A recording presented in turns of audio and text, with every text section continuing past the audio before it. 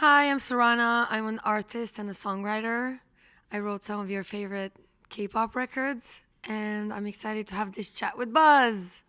Skincare is fashion, Latisse on my lashes. No, I don't do drugs, I'm a collagen addict. Yeah, it's just my passion. My skincare is fashion. I go to the club in my golden eye patches. When I just started writing music, I wanted every song that I thought was good for me. I wanted to keep it for me, even if it was like 10 different genres, I didn't care. And I guess, I don't know, as a writer, I write a bunch of different things, and I just know now.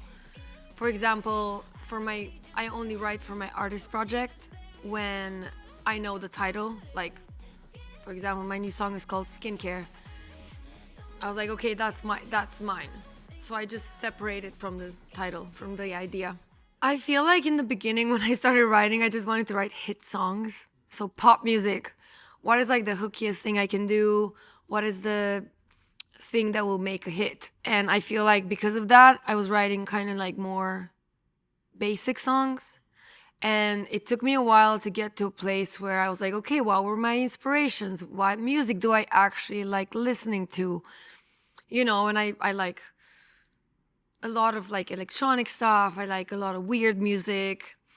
Yeah, so I kind of later I started thinking about what I like and being more niche. So I just finished my album and I started releasing my album. It's called Electronic Therapy, and it's like basically like a therapy session at the club. So it's like a bunch of like electronic music genres that we put together, and like the songs are really crazy. Like the BPMs change all the time. I have a song that changes 8 times. I was like, I want to make everything unique and like personal, like customize it as much as I customize my hair that lights up. All these different bitches trying to kill me, kill me. All these different bitches trying to kill me. Industry hoes trying to suck on my soul. Cannibal, cannibal. Before, when I was like signed, and right after I was signed, it was kind of a mess.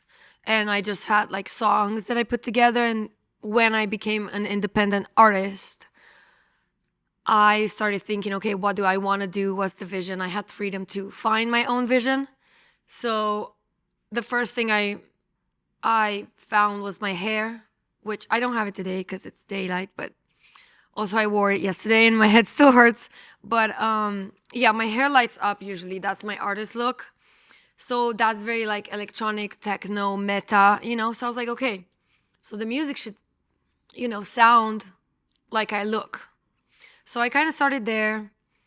And then I just like, I don't know why I was drawn to, like, basically I go in the room with my producer and my co-writer, and I always bring a title or a vibe that I want to write that day. We always nail it on that day. Everything's finished from start to vocals, recorded, everything in that day. And I bring the titles, and it's very intentional. Everything is very intentional now. So it's not stuff that's put together. It's just like a whole cohesive sound. Emergency room. They said bruises on a heart. What can I do? I tried everything so far. When I used to be signed at a major record label, I came in and I had a bunch of like pop songs. They sounded kind of ballady because I was writing on piano at the time. Writing on piano is very different. It kind of like ends up a lot in big pop ballady kind of songs.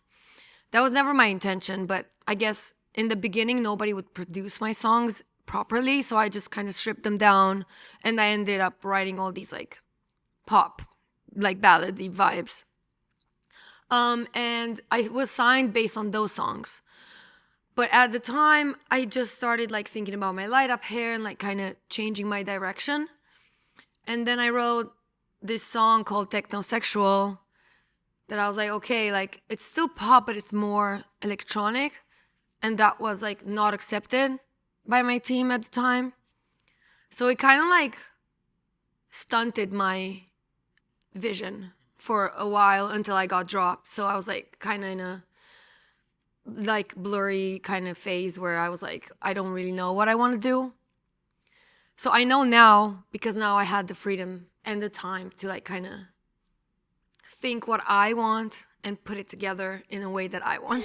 You don't even care, you don't even listen to my songs when I send them to you, when I send them to you.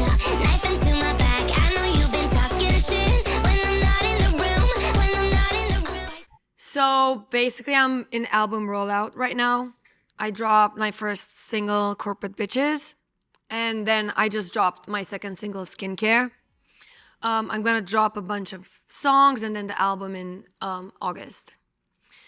And then for live, I'm doing like shows around LA at the moment, and I'm going to be doing these parties called pop-up raves, where I'm gonna drop coordinates and have people show up in a random location in downtown or like, an inside or outside.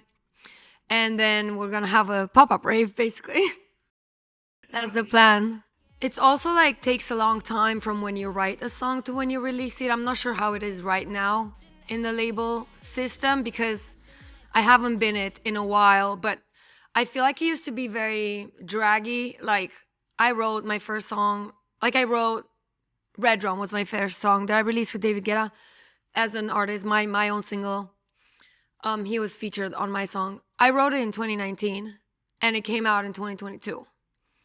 Like another song I wrote in 2018 and it came out like as my second single in 2022. So by the time these songs came out, I really didn't like them anymore.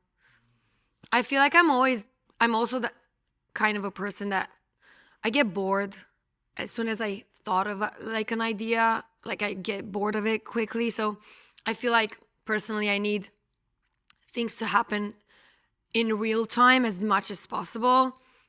So I wrote the song, I'm obsessed with it now, I want to release it now. If time passes, it's almost like the feeling like evaporates, so I don't know what it means anymore. It means nothing to me anymore, So then it's hard to go and promote it, right? It's hard to go on TikTok and be like, this is my new single, because I don't really care about it anymore, because it's been years since I had that thought. Let's roll. Let's try to do this once. Roll it. I'm running out of time. I love the visual part. It's quite frustrating because it's like hard to find. It's like I was just like having a like I woke up at 6 this morning. I was thinking like, okay, I need to like lock everything in and make it more cohesive. And I was thinking about like my outfits and like, it's like kind of hard. It's almost like making a song is one thing, but making the movie around it is just like a whole nother thing. That's like kind of like it's a different thing that you have to like think about and put it together. But I love the visuals.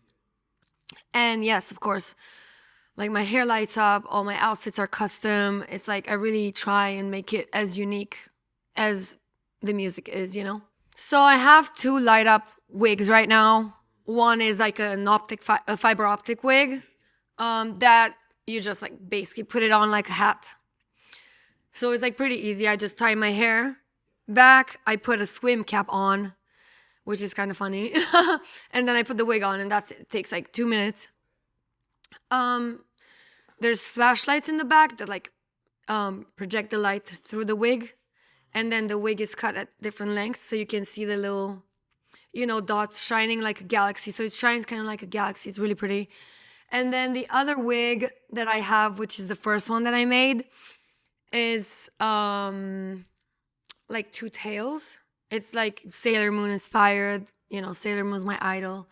That takes me like half an hour to put it on, because I have to like do my hair and then like tie the tails, and like it's a whole routine that I have to do. So basically, I love my wigs, but like the fiber optic one is like 24 pounds. It's really heavy, which is the reason why I'm not wearing it today, because I wore it yesterday on a podcast and my head still hurts from the weight. It's like a thing. Like I have to take Advil every time I wear my light up hair. So for the new, and also like the tails like are tied to my hair, so it like pulls me.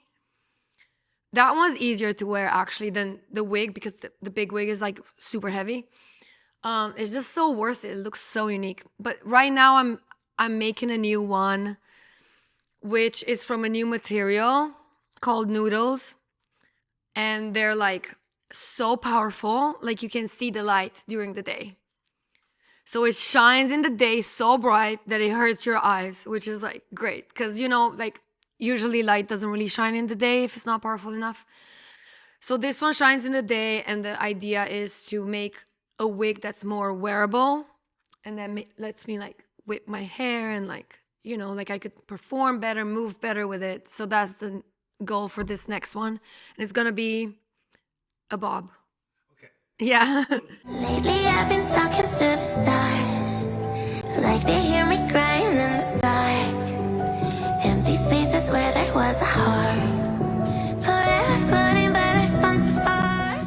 So I'm SORANA on every platform, Instagram, TikTok, Spotify. You spell it SORANA. Find me, listen to my songs, and check out my K-pop songs I wrote as well. Hi, my name is SORANA, and you've just been buzzed.